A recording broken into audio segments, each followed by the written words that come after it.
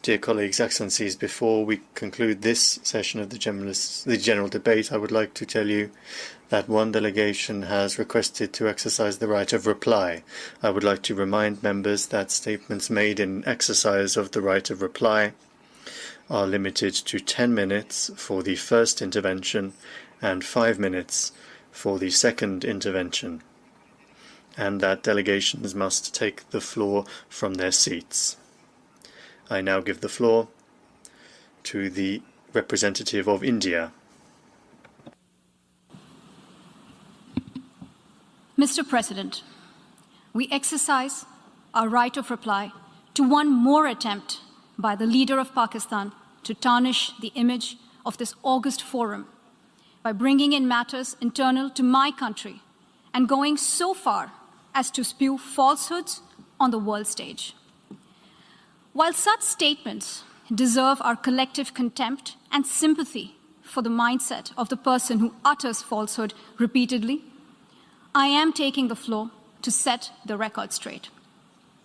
Regrettably, this is not the first time the leader of Pakistan has misused platforms provided by the UN to propagate false and malicious propaganda against my country, and seeking in vain to divert the world's attention from the sad state of his country, where terrorists enjoy free pass, while the lives of ordinary people, especially those belonging to the minority communities, are turned upside down. Mr. President, member states are aware that Pakistan has an established history and policy of harboring, aiding, and actively supporting terrorists.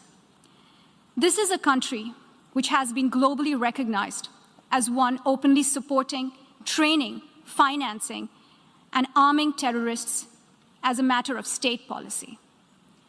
It holds the ignoble record of hosting the largest number of terrorists proscribed by the UN Security Council. Mr. President, we marked the solemn occasion of the 20th anniversary of the 9/11 terror attacks just a few days back.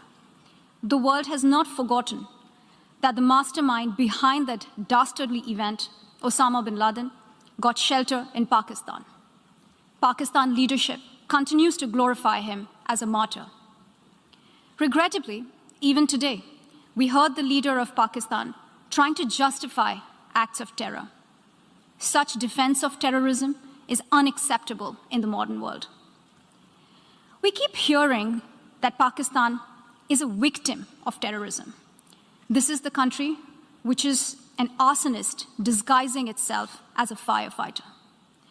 Pakistan nurtures terrorists in their backyard in the hope that they will only harm their neighbors. Our region, in fact, the entire world, has suffered because of their policies. On the other hand, they are trying to cover up sectarian violence in their country as acts of terror.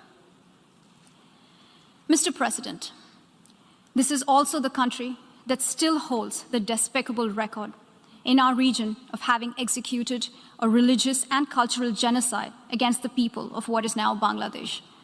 As we mark the 50th anniversary this year of that horrid event in history, there is not even an acknowledgement, much less accountability. Today, the minorities of Pakistan, the Sikhs, the Hindus, the Christians, live in constant fear and state-sponsored suppression of their rights.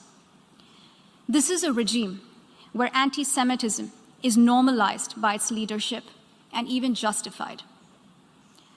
Dissenting voices are muzzled daily, and enforced disappearances and extrajudicial killings are well documented. Mr. President, unlike Pakistan, India is a pluralistic democracy with a substantial population of minorities who have gone on to hold highest offices in the country, including as President, Prime Minister, Chief Justices, and Chiefs of Army Staff. India is also a country with a free media and an independent judiciary that keeps a watch and protects our Constitution.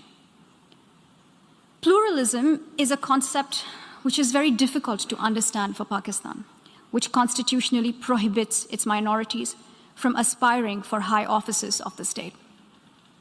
the least they could do is introspect before exposing themselves to ridicule on the world stage.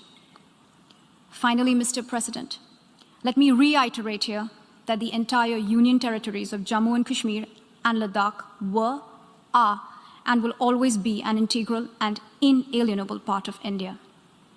This includes the areas that are under the illegal occupation of Pakistan. We call upon Pakistan to immediately vacate all areas under its illegal occupation. Mr. President, allow me to be categorical about India's position. We desire normal relations with all our neighbors, including Pakistan. However, it is for Pakistan to work sincerely towards creating a conducive atmosphere, including by taking credible, verifiable, and irreversible actions to not allow any territory under its control to be used for cross-border terrorism against India in any manner. I thank you, Mr. President.